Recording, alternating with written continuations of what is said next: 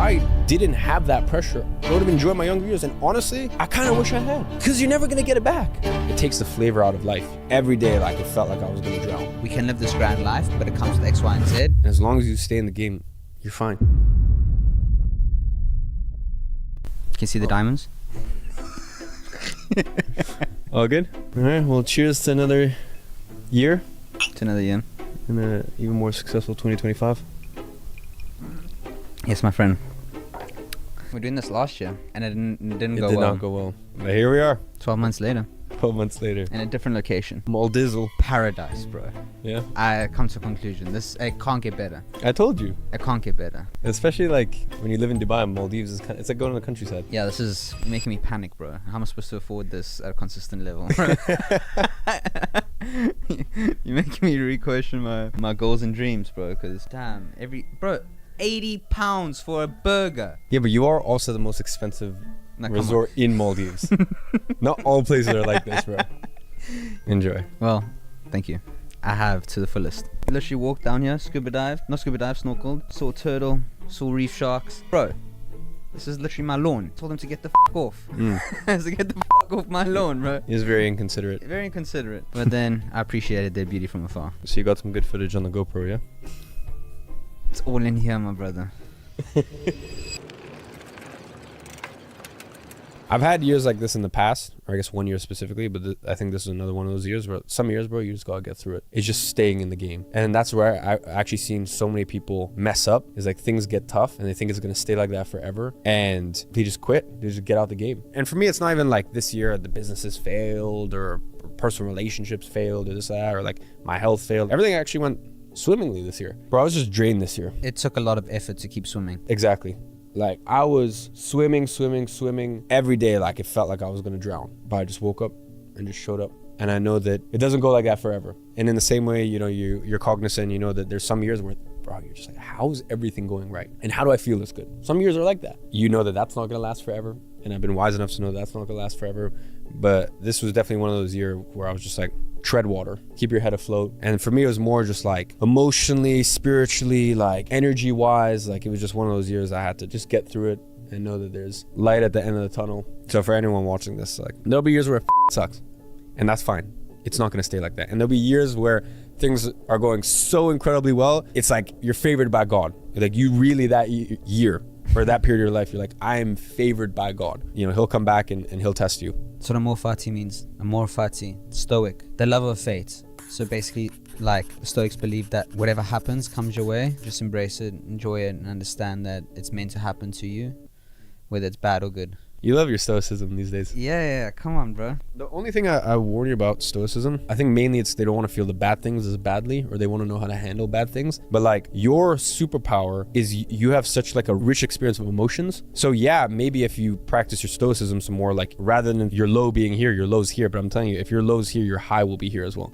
Yeah. Because if your high is here right now, you'll feel your high here because you're going to callous yourself. And I think that's one of the things that people really don't realize about stoicism. It takes the flavor out of life. So for me, like, bro, I couldn't live any other way. Like people would shut down if they had this much responsibility at this age. Okay, business is one thing, but to have like business at the level that we do, social media at the level we do, so many opinions, so many views, blah, blah, algorithms, blah, blah, all this shit. Our health at the level that we do, like the amount and intensity in which we train, but then also like I don't work 16 hours a day. I know that's crazy, and I don't want to. Yeah. I don't work 16 hours a day. I'm not in my office 7 days a week grinding my blah. No, like we live our life. We've got a good social life. Great social life. But you know what it is, like I also, you know, applaud you for that. Like we're in these environments, right? We had to take a little work trip. When we come here with all the camera gear, you know, we come here with our laptops, and we, you know, we might not be on every single meeting, but we're on a lot of meetings that matter. We're filming, we're doing things like, it's so easy just to like, I want to enjoy the sunset and just, you know, have a drink and laugh. But it's like, no, let's shoot a podcast, let's shoot a YouTube video. Even though that's like the bare minimum of work for us, like there's so much more that goes behind the scenes, we're still doing it. We're staying consistent. You operate at such a high level and you push us to operate at such a high level. And same with training, same with being social, same with everything, same with like working. We do it at such a high level, but even like taking time for yourself, like, you know, we do it consistently and well balanced. And I know you hate the word balanced, but it's our balanced. We got our non-negotiables. It's like we can live this grand life, but it comes with X, Y, and Z. Correct. We go to these grand places. We're still gonna wake up in the morning, go for a run, or go play tennis. Or even though that's not like a heavy task, but we gotta get some movement done today. Yep. Like we gotta get moving, and we gotta shoot some stuff. We gotta make sure that we're constantly ahead. Obviously got a couple of hours in between to enjoy and live life, but I think the moral of the story is that we're very consistent, and that's led by you. First of all, thank you. I appreciate that. And second, that's what I'm saying, bro. You just gotta stay in the game. Yeah. Like a lot of people, they tap out. And as long as you stay in the game, you're fine. You know, it really is a marathon, not a sprint. You'll be playing this game of life a long, long time. Don't tap out. Don't give up. Don't give up on your dreams. Don't give up on your ambitions. Just stay in the game. If you can't run, crawl. Like, bro, I've had years where I could barely even crawl. This was one of those years where, like, I ran, bro, but, like, I felt like I was gonna have a heart attack every minute of it. It's not always gonna be fun. It's not always gonna be easy. I could do an event, sell millions and millions and millions and millions and millions of dollars on Hoovers. It doesn't matter what I sell. That is the power of a personal brand. And that's the thing that, like, I've sat on and I've been so grateful for this year is personal brand. And, like, looking back at building a personal brand for 9 years, and anyone watching this, I recommend start thinking about building a personal brand. I got so lucky, bro. I really don't know anyone else who recorded their life as they were struggling and on the come up. I don't know why I did it. Once again, it was probably because I had no friends. What got you into YouTube? It's because I didn't have many people relate to me. Like, you know, now you've got like 9-year-olds who are like, I'm on monk mode. Yeah. Like, part of me is like, bro, you're 9. Like, just live a like also, by the way, if you're 9, like, just be 9, bro. Like, honestly, stop it. Like, I see these kids, they're like, I'm gonna make something of my life and move to Dubai. Like, Dubai is not the answer to everything. Like, I don't know where this things come from. Like, yeah, I'm gonna like hustle and move to Dubai. Like, you're 12, bro. Just chill out. Like, and the other thing is, like, I started building my businesses and stuff like that when I was 13. I mean, I got into self-development at 13. Started building my first business, flipping Instagram accounts at 14. Started entrepreneurial ventures there. That was because, like, I saw what was happening with my mom. If I didn't have that pressure, I probably would have just enjoyed my life. Like, I would have enjoyed my younger years. And honestly, I kind of wish I had, because you're never gonna get it back. Like, you even tell me stories sometimes of you, like, in your teenage years, and I'm like, man, I wish I had that.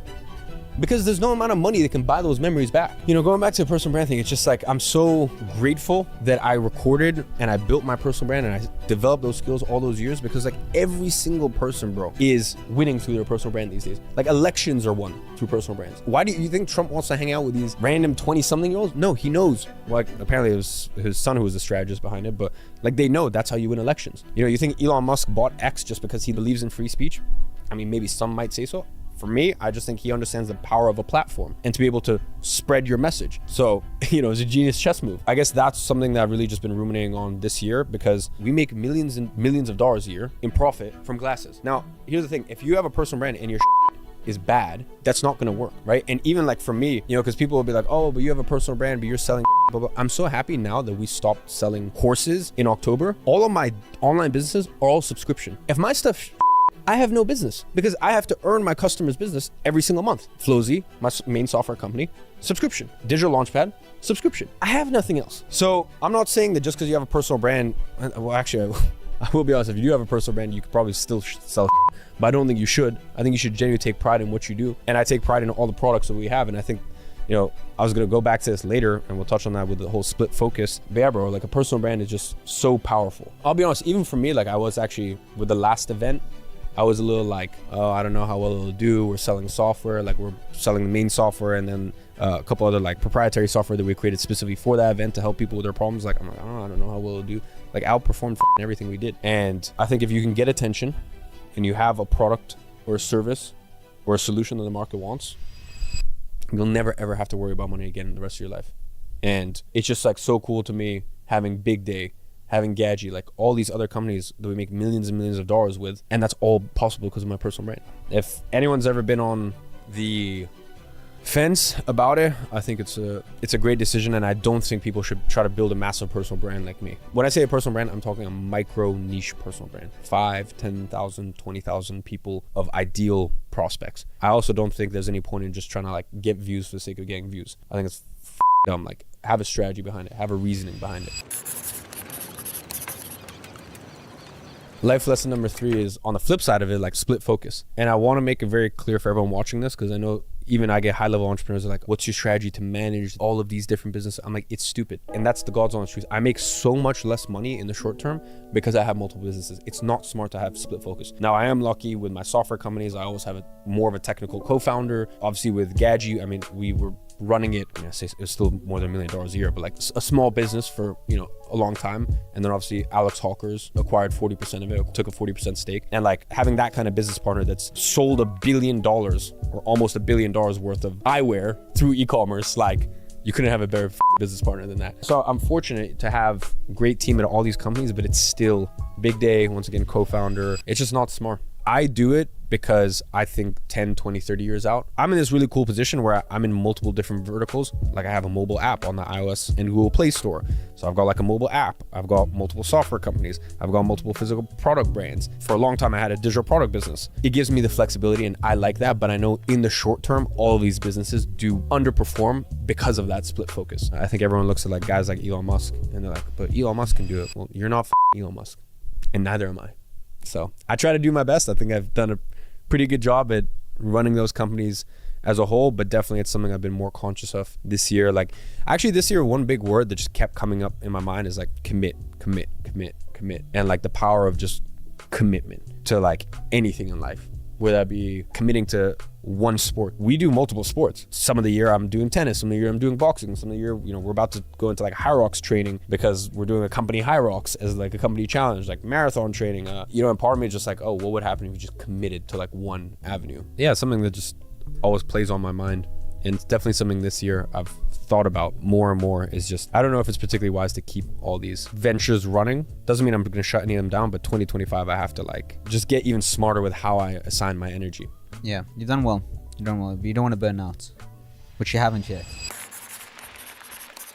So I guess changing topics, one thing that changed about me this year, which was actually like quite surprising, is interesting character development, is I became a lot more spending value conscious. And here's what I mean by that. Like I've always had this rule. Once again, just going back to like people are like, you do this lifestyle to sell blah blah such, like if the cameras are there or not, I'm living this life anyways. Like, and I can tell you right now, I don't do any shit for social media because like I said, I made my first $1 million by the age of 18. So between 17 and 18, those 2 years put together, I made my first $1 million in actual profit, far more than in revenue. Bro, you know what most people do when they make $1 million at 18? They go buy a bunch of supercars.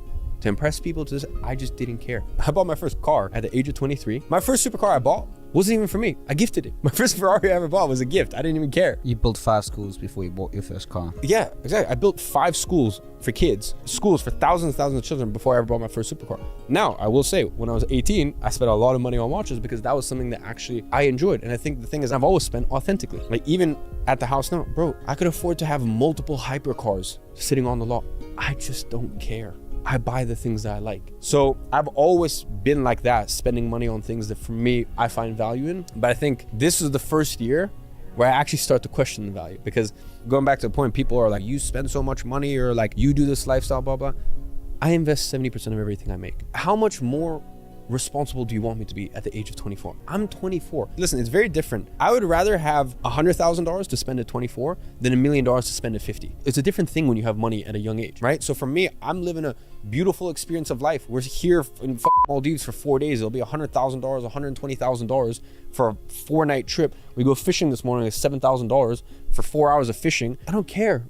Like for me, you're never gonna get this part of your life back. But I guess this is the first year I started thinking a little bit more value of like, because I have this rule, I have to spend 30% of dividends that I take outside of the company, or dividends that I take from the company. You know, a lot of companies that don't take any dividends, we keep all the money in the company. Because I have that rule, I just found myself like spending on stuff. I'm like, well, it doesn't matter if this t-shirt costs $3,000 because okay, like I have this amount of money I have to spend anyways. But this is the first year where I started looking at things and I'm like, am I getting like ripped off here? Yeah. You know, just because I can doesn't mean I should, right? And I guess this is the first year where I looked at with spending, where I was like, no, that's not worth it. Or like, you could get that so much cheaper, or you could, and I was like, you would never hear that coming from me before. And maybe also that was like insecurity from my childhood, because honestly, it's way worse not having money around people that have money. Because it just highlights the fact that you don't have money. Like when you don't have money and no one else around you has money, it doesn't matter. So like I remember even there was in 2017, I took my mom to Paris because she'd never been to Paris in her life, which is obviously, you know, it's ridiculous considering how close to London is to Paris. She'd never been to Paris. So I was like, I promised her that one day I would take her to Paris. I took her to Paris when I was 17. I remember she took all the toiletries from the hotel room. And I remember I had a massive argument with her. I was like, not like how dare you, but like I was just so pissed. I was like, Mom, we don't need to do this. Whatever you want, I'll buy you, blah, blah, this, that. Like just getting like so upset about it. And I think that was just simply because I was like insecure about where we came from. And I'm like, you don't need to do this anymore. We're not those people anymore. Like I think it was honestly more insecurity than anything. Whereas now these days, bro, when I fly Emirates first class, I take some of the dental kits. I'm like, I'm paying $6,000 for flight. I'm taking these dental kits. These things are useful. I feel like I've always dealt with the whole like having money thing pretty well. I was never a prick about it. But this was the first year I kind of settled into like being wealthy and like understanding that like just because something is expensive and you have the ability to, and I'm saying like the ability to spend $10,000, $100,000, and literally it doesn't even, like it's so irrelevant to you. It's such a small amount of money to you. You don't even need to think twice about it. But just because you can doesn't mean you should. And you have to actually seriously stop and question the value of that. And like, is this thing worth it? I think the next thing I took away from this year is that you want to have the richest life and not the biggest bank account. And it's something that we've always done quite well, but for me, it's really highlighted even more. Like this year, it's something I've really thought about even more. And it's funny, my business partner, I won't say specifically which one, but business partner at one of my companies, he was having a conversation with one of our other friends that we know who's worth $4 billion. And this guy doesn't want to sell his company. Worth $4 billion, takes about $200 million a year in dividends out of his company. This guy doesn't want to sell his company unless he can sell it for $5 billion. And like my business partner who lives off of a few $1 million a year, differences with him though is like he lives off a few $1 million a year, like passive. It's in bonds, it's in stocks, it's in real estate. Like, you know, he lives far, far below his means. And he was saying, he's like, listen, bro, saying to our billionaire friend, like, yo, you're worth $4 billion. I spend about a couple $1 million a year, which is still, granted, a lot of money. I'm not saying it's not. That's a crap ton of money to spend on lifestyle. For him, at least, it's living below his means. But he's like, bro, you're a multi-billionaire. I am a low multi-millionaire in my spending. There's no restaurants that you go to that I don't go to. There's no hotel that you go to that I don't go to. We split a yacht in the summer. There's nothing you do that I don't do. But yet, if you look at the richness of their life, like this multi-billion friend, he has no kids, he has no wife. This other, you know, my business partner, he has kids, he has a wife, and like you look at the richness of their life and I'm like, you are so much richer. And this guy, my business partner, works not because he has to, but because he genuinely loves what he does. Like he loves creating products. Like he loves what he does. And I look at this guy and I'm like, you're so much richer than this other guy in life. I think it's something that I've been thinking about more and more this year, just in terms of like hobbies and getting out of my comfort zone. And I think you have to be that way when you're first getting started. Like I was so like, I don't say this in any derogatory way, but honestly, I really was kind of like this for many years, like autistic. I was autistic, bro. Like unless it had something to do with the business between 2017, 2018, 2019, I don't want to hear about it. Like all I did was work on the business, read books, work on the business, read books. That was it. In bed by 10 o'clock every single night, 99 out of 100 or 100 out of 100 Oura Ring score. Like everything had to be dialed to a point. And at a certain point, I kind of like let go a little and I started having hobbies. And what's so funny is as I started getting more hobbies, my businesses grew and I actually made more money.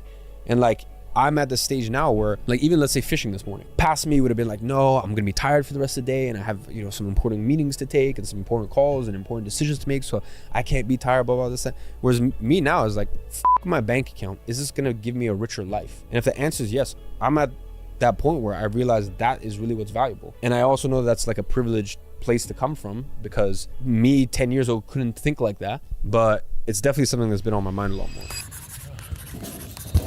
Yours. The last big takeaway from 2024 was just how much I appreciate you. Bro, that's so sweet. You're making me blush. I appreciate you, bro. And you. I'm sure as you just go further and further in life, you start to realize like no friendship or relationship is ever perfect. Like you're always gonna have like squabbles and tiffs and disagreements and butt heads, but like whatever. Like you're always gonna have a period where maybe a few months one person's going through some shit and they like take it out on the other person, or some months or years where the other person's going through some shit and they take it on like stuff like that's always gonna happen. I can ride through all of that, and I would hope the other person would be able to ride through those storms if I'm the one who's putting that on them, if they have a good heart. And I've just realized, bro, there's so few people in life that have a good heart. Like I'm always, I don't know why, especially considering like some of the stuff I went through growing up, like why I've always been this optimist of people are good and this. Bro, as time goes on, you really start to realize there's actually so few people with good hearts, like pure hearts. I guess this year just made me realize the circle just keeps getting smaller and smaller, and there's fewer and fewer people I want to interact with on a daily basis. So the people I do interact with, I guess I'm just becoming more and more appreciative of. So Don't have to get nervous and play with your mic, bro. You can give us a compliment without being awkward, bro. so I guess what I'm trying to say is I appreciate you guys. I love you too, bro. Yesterday with some of our female friends and male friends, sitting here, down here actually on the nets, looking at the stars, we're saying how good you are at just picking the right people to be around. Like obviously, like, I wouldn't say you make mistakes. I think Louise said it. It's that people kind of grow in different directions.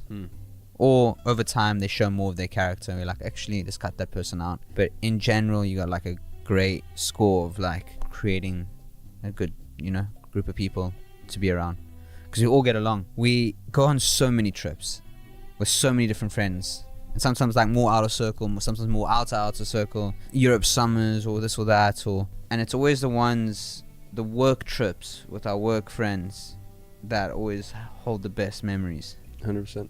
You know, it's just crazy how many people we interact with. 99% of it off camera. Like how many famous people or people that everyone wants to be around, or how blah blah, like all this like social clout, whatever stuff. Bro, these people get addicted to our group. Like they get addicted to that feeling of being around us, because it's just like the way that we gel and like the synergy, and like it's contagious. And bro, we've had people, you know, leave the company / get let go / you know, whatever, part ways. Always the one thing that they say is like, could I hang out, or like, could you guys still invite me to stuff? and this is not a person, this is like a handful to 2 handfuls Every of, single yeah. person, bro, every single Yeah. person. Bro, I was even talking to someone like, and I say all of this with like love, like I genuinely, it means a lot to me, and it's a testament to like what we have. There's so many people where, as I said, we've parted ways, and I was catching up with one like 3 weeks ago, and this guy is doing very well financially. It's not like he's like, his life's gone to blah blah, like done very well. He's just, I've been trying to find meaning in work ever since the company, and I don't think I'll ever get this feeling back of what it's like to work / be in this environment where it's just like every day is laughter. Even if you're working your ass off, like every day is laughter, every day is joy, every day is like compassion. I feel like we're a very compassionate bunch with each other. There's no tiffs, there's no backstabbing, There's tiffs, there's no backstabbing. Okay, yeah, but like petty arguments. Yeah, there are tiffs. I'm not, I mean like falling outs. No, There's no very falling rarely. outs. No. There's like, okay, yeah, there's tiffs. There's definitely tips. But that's healthy. You know, you spoke about some years you feel like God's on your side, and some years you feel like you're drowning. Like I felt like God's been on my side for the last 2 years, and it's scary because I don't want it to end. Like it's just gone so well. Stress, obviously, like everything comes with stress, but it's like I'd rather stress and be here than stress and not be here. But this has been a great year. You know, it's so funny. Like last year was like, I wouldn't say it was a bad year, but it was a heavy year with just certain things in my life. And I was like, I'm so excited for 2024. Yeah, he did say this. Bro, I was counting the Year of the Dragon. I was counting the days down because I was like, you're the dragon. Right? Yeah, Chinese zodiac. It's my year. It's my year. I run this shit, all right? Because I'm a 2000 baby. And then I found out Chinese New Year is in like February. So here I was thinking that I'm a dragon zodiac, and turns out I'm a rabbit. I'm year of the rabbit. So when is Year of the Rabbit? It's technically 1999, but it's February 1999 to February 2000, like February 1st or something like that. Okay. So here I was all these years thinking, oh, I'm a dragon, blah blah. It's like, But why is this year the Year of the Dragon? because it goes every 12 years, right? So like it's been 24 years since 2000. So it's been like 12 cycles Okay. times 2. Okay. It was 2000, then it would have been like 2012 Year of the Dragon, and then now 2024 Year of the Dragon. When's Year of the Rabbit? Year of the Rabbit is before that, which makes sense. When will it be Year of the Rabbit again? In about 11 years. So You got work to do. keep bro. swimming. Yeah.